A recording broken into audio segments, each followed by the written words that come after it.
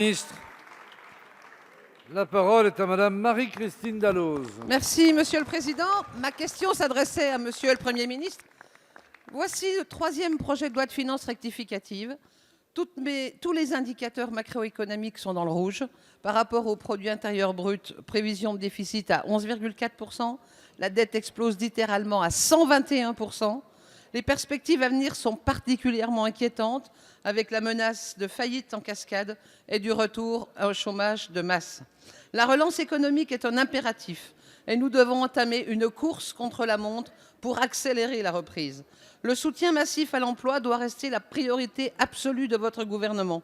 De nombreux secteurs d'activité ont été et sont lourdement impactés. Malheureusement, les annulations de charges envisagées dans ce projet de loi de finances rectificative sont trop faibles pour sauver les PME et les TPE fortement impactées par le confinement.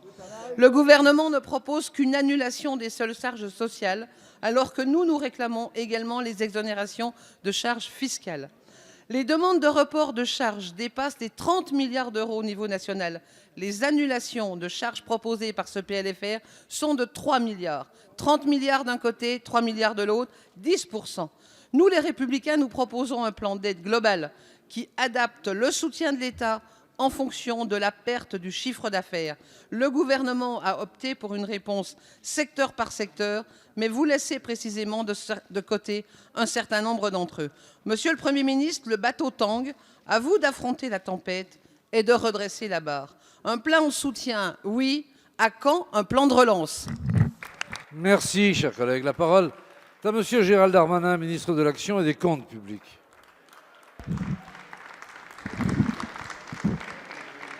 Monsieur le Président, Mesdames et Messieurs les députés, Madame la députée Dalloz, votre question porte évidemment sur l'annulation de charges.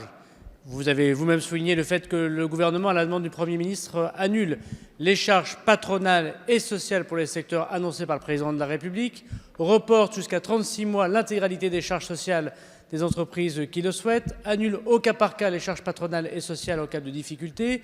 Et le PLFR 3, vous l'avez vu, a des dispositions en effet qui prévoient l'annulation par le Parlement de ces dispositions et qui renvoient à des décrets, nous en discuterons longuement, on en a parlé en commission, des secteurs touchés. Vous parlez d'annulation des charges fiscales, des impôts en somme.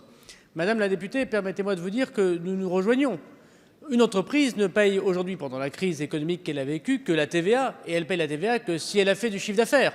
On ne prend pas la TVA dont on est collecteur lorsqu'on ne travaille pas dans une entreprise. Les restaurants qui sont restés fermés ne payent pas la TVA puisqu'ils ne collectaient pas cette TVA. Vous payez l'impôt sur les sociétés qu'à partir du moment où vous faites de la valeur ajoutée, où vous faites du chiffre d'affaires et des bénéfices. Sinon, vous ne payez pas cet impôt. Les quelques impôts qui restent, Madame la députée, c'est les impôts des collectivités locales. Nous nous étonnons d'ailleurs que les associations d'élus, qui en général sont de votre parti politique, refusent de revenir sur les impôts de production qui grèvent une grande partie des élus locaux. Alors oui, nous avons des dispositions pour les impôts de production. C'est le cas, nous l'avons ouvert pour la CFE, qui rejoint d'ailleurs une idée qu'avait le président Woerth dans le PLFR numéro 2. Dans le cadre du plan de relance qu'évoque le président de la République et le Premier ministre, qui sera bientôt présenté à la Nation, il y aura également des baisses d'impôts que travaillent Bruno Le Maire et l'ensemble du gouvernement. Un petit peu de patience, vous avez voté les 2 premiers PLFR, je suis sûr que vous voterez le 3e et à la fin vous risquez de voter le 4e. Merci, Monsieur le ministre. Madame la députée.